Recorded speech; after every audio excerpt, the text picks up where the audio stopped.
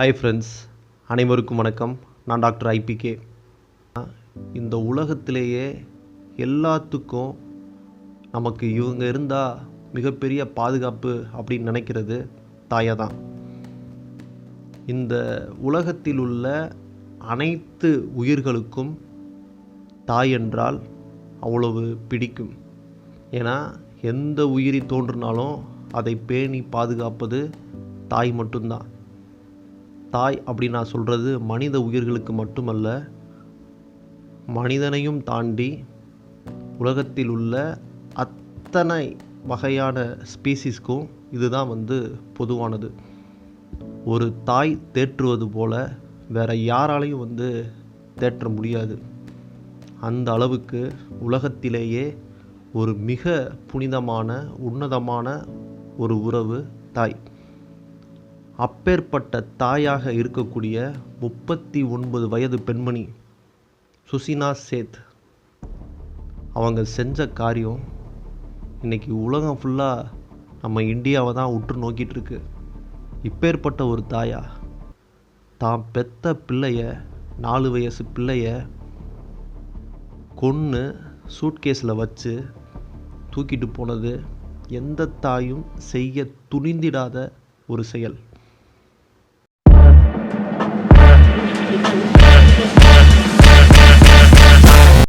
அம்மானா அன்பாக இருப்பாங்க, கண்டிப்பாக இருப்பாங்க அப்படின்றத தாண்டி கணவனோட ஏற்பட்ட பிரச்சனையின் காரணமாக தன் குழந்தையவே கொன்று அதை சூட்கேஸில் வச்சு எந்த தாயும் இப்படி ஒரு செயலை செய்ய துணிய மாட்டாங்க.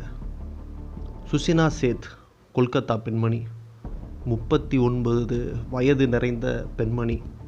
இவங்க சாதாரணமான ஆளாக இருந்தால் கூட ஏதோ தப்பு பண்ணிட்டாங்க, கள்ள தொடர்பால் தப்பு பண்ணிட்டாங்க, இல்லை புத்தி இல்லாதவங்க, மனநோயாளி, அதனால் தன் பிள்ளையை கொண்டுட்டாங்க. 2022ஆம் ஆண்டு ஆர்டிஃபிஷியல் இன்டெலிஜென்ஸ் துறையில் ஸ்டார்ட் அப்புக்கான ஒரு மிகப்பெரிய விருதை பெற்ற பெண்மணி. ஒரு மிகச்சிறந்த ஒரு ஸ்டார்ட் அப் கம்பெனியில் சிஇஓவாக இருக்கக்கூடிய பெண்மணி. நன்கு படித்தவர், புத்திசாலி. 2010ஆம் ஆண்டு இவருக்கு திருமணம் நடைபெற்றது. அதுக்கு அப்புறம் ரொம்ப வருஷம் குழந்தை இல்லாமல் பெற்றெடுத்த அழகிய மகன்தான் இந்த 4 வயது பையன். கணவனோடு பிரச்சனை, அதனால் விவாகரத்து. இந்த அடிப்படையில் இவங்க கணவரை பிரிஞ்சு கிட்டத்தட்ட 1.5 வருடமாக தனியாகத்தான் வாழ்ந்துக்கிட்டு இருக்காங்க. கோர்ட் உத்தரவின் காரணமாக கணவர் அடிக்கடி குழந்தைய பார்க்கலாம், மாதத்துக்கு ஒரு தடவை ஞாயிற்றுக்கிழமை. இது அவங்களுக்கு பிடிக்காத காரணத்தினால மன உளைச்சல் ஏற்பட்டு தனது கணவனை வெறுக்கும் விதமாக தன்னுடைய குழந்தைய இன்னைக்கு அநியாயமாக கொண்டிருக்காங்க. இவங்க ஒரு ஹோட்டல் ரூமில் போய் தங்குறாங்க வடக்கு கோவாவில். போகிறப்ப 4 வயது மகனை கூப்பிட்டு போகிறாங்க.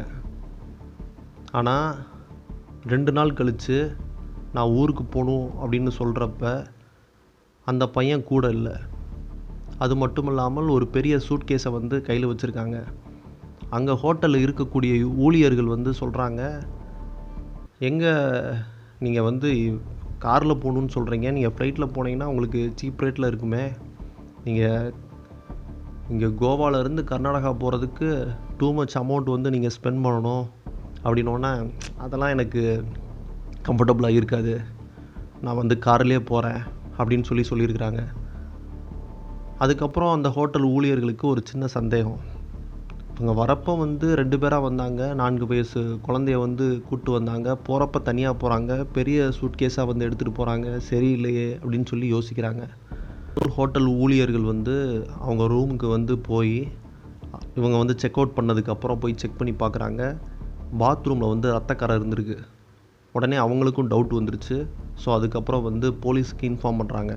ஸோ அதுக்குள்ளே இந்த லேடி டிரைவரோட அந்த ஹோட்டலில் இருந்து கர்நாடகாவுக்கு கிளம்புறாங்க, அந்த மிகப்பெரிய சூட்கேஸை தூக்கிக்கிட்டு. உடனே போலீஸ் ஸ்பாட்டுக்கு வராங்க, என்ன ஏதுன்றதை விசாரிக்கிறாங்க. இந்த ரத்தக்கரையெல்லாம் காட்டுறாங்க. ஒருவேளை அந்த பையன் கொல்லப்பட்டிருக்கலாம் அப்படின்னு அவங்களுக்கு சந்தேகம் வருது.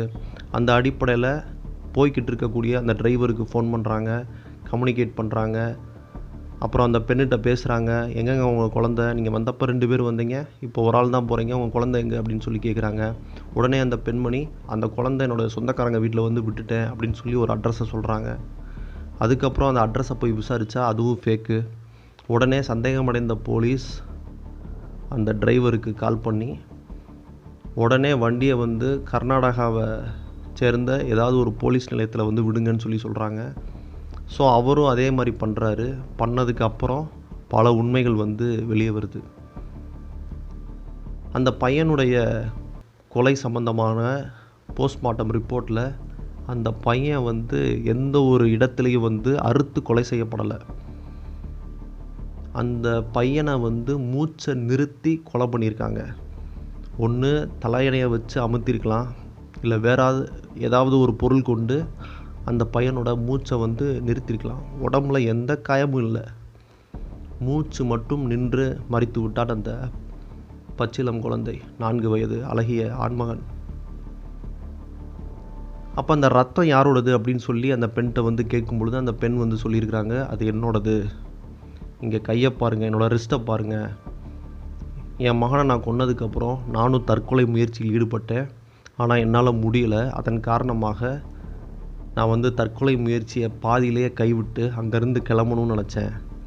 செத்துப்போன என் மகனை தூக்கி சூட்கேஸில் போட்டு நான் அங்கேருந்து கிளம்பிட்டேன்.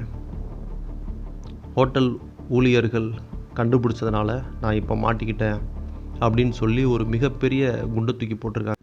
ஏன் இந்த மாதிரி பண்ணுறீங்க?